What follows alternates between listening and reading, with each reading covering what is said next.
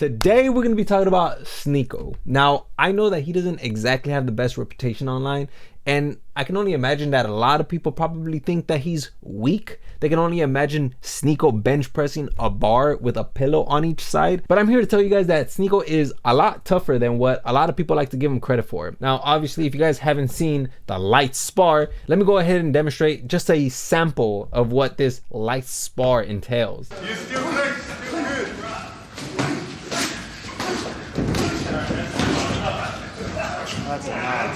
I don't know if Sean thought that if you break Sneako, candy would start pouring out, because this is something that you see at a family party when adults are the ones that are attempting to beat on the piñata.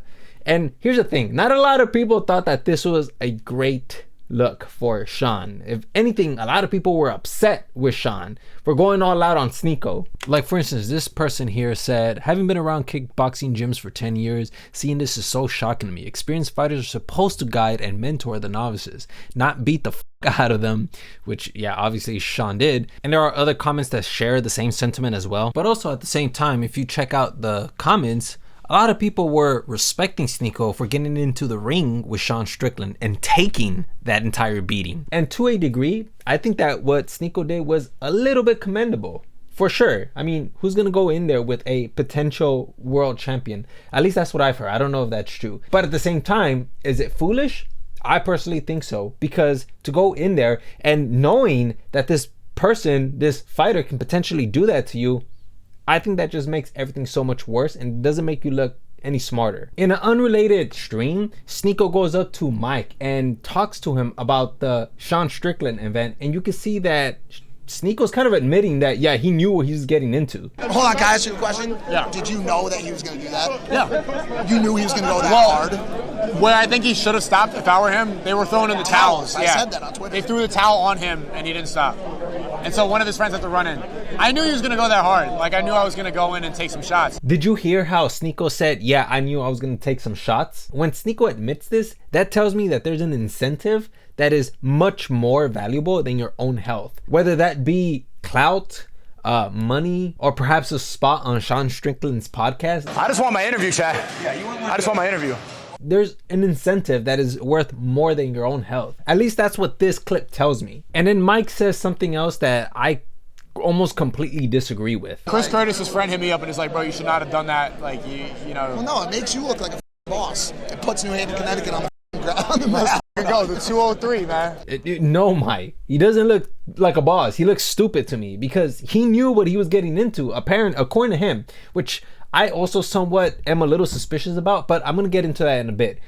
I completely disagree with Mike. No, it doesn't make him look like a boss. It makes him look stupid. Yeah, he ended up walking away from this still in one piece, but he could have gotten seriously hurt over this. And I know there's gonna be people that are just gonna discount this, like, who cares, man? He walked away, he's good now. But that's a stupid decision that most likely he's gonna make again in the future. And remember, he's an influencer. His decisions influence everybody around him, the people who watch him. So if you think that it's just gonna affect him, it's gonna affect his audience too, some of his audience. If they ever find themselves in a situation where they have to retreat, instead they're gonna think, I can't be a bitch, and then they're gonna go and tackle it head on. I mean, that's why influencer marketing is so effective, because people see that and they're all like, I wanna be like that. Nonetheless, I wanna go ahead and showcase to you guys how Sneako probably didn't know what he was really getting himself into, because if you see throughout the live stream, you can see that Jake Shields is reiterating to Sneako over and over that Sneako hasn't realized what he's gotten himself into. I can't believe that's part of Sean too. Oh my God.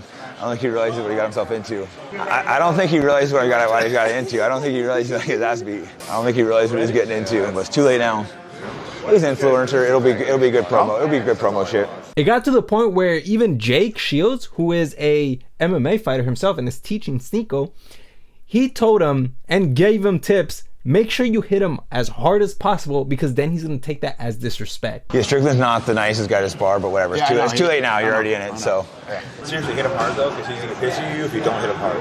Yeah. Bro, you'll get more pissed. You'll get more pissed if you're not hitting him hard. So try to hit him hard. Like, get serious about that. In all seriousness, hit him hard because he gets hella pissed when people don't. Am I lying about that part? I see, Jake. All right. Since you repeated it like 3 times, hit him 3 times as hard. Got it. Overall, they ended up sending him down to the nursery, which is located down below in the building or of the gym.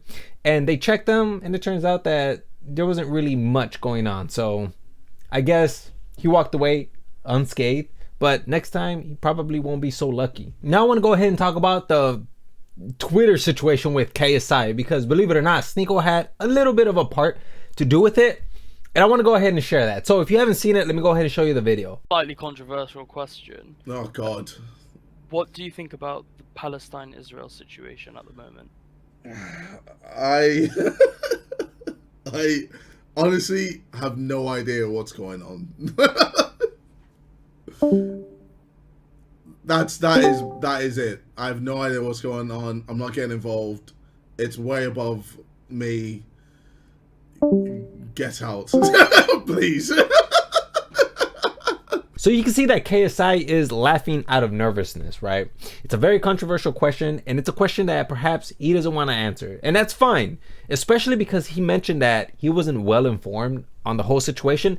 I personally think that that's the best answer he could have given. However, Sneako, on the other hand, thought it was a good idea to kind of go against KSI and then showcase to the entire world, or to his followers, why KSI is quote unquote a coward. Now, he didn't directly call KSI a coward, but generally speaking, KSI falls under that umbrella of what he meant by coward. And I thought that this was particularly quite egregious, because remember how I said at the beginning or somewhere in the middle of this video that an influencer is very influential, which is why a lot of businesses like to use influencers, because it definitely influences people to buy their products. Well, it's the same thing goes for what they do.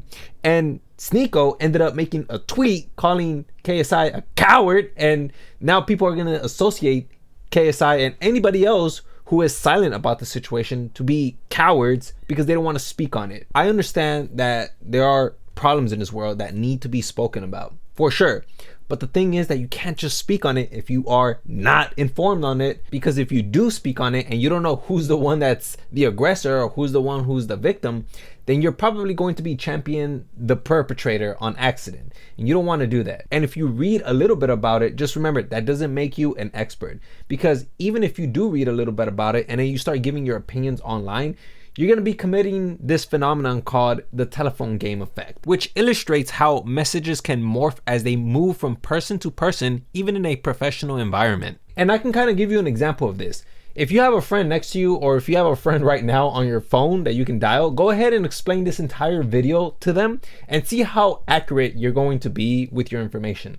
Chances are you're probably not going to be as accurate as you think, because it's just way too much information. And most likely you're going to describe it to your friend in about like 7 sentences before you give up and say, you're just gonna have to watch the video. And if you're wondering why so many people don't speak on it, it's because of this. This is what I said. I believe the reason why so many people have not spoken on Gaza is because they don't have time to inform themselves. They have a family to take care of, a 9-to-5 job that's taxing on their body, so people want to rest. There's so many reasons why folks haven't spoken about the situation. And all you have to do is just reflect on your life. Why is it that you're not informed? You know, is it because you have family you have to take care of, or is it because you're just not interested in the situation? Which, if you're not interested, that's totally fine. Leave it to the people who are interested or who are affected by the situation, because at the end of the day, you don't want to end up speaking your mind and then you inadvertently support the perpetrator.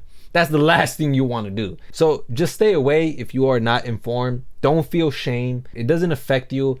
And if you don't have any interest in it, that's totally fine. So with that being said, I'm going to go ahead and leave the video here, man. Go ahead, let me know what you guys think in the comment section down below. If you want to follow me on my Twitter or on my Instagram, you can do so as well. I'm very active on both.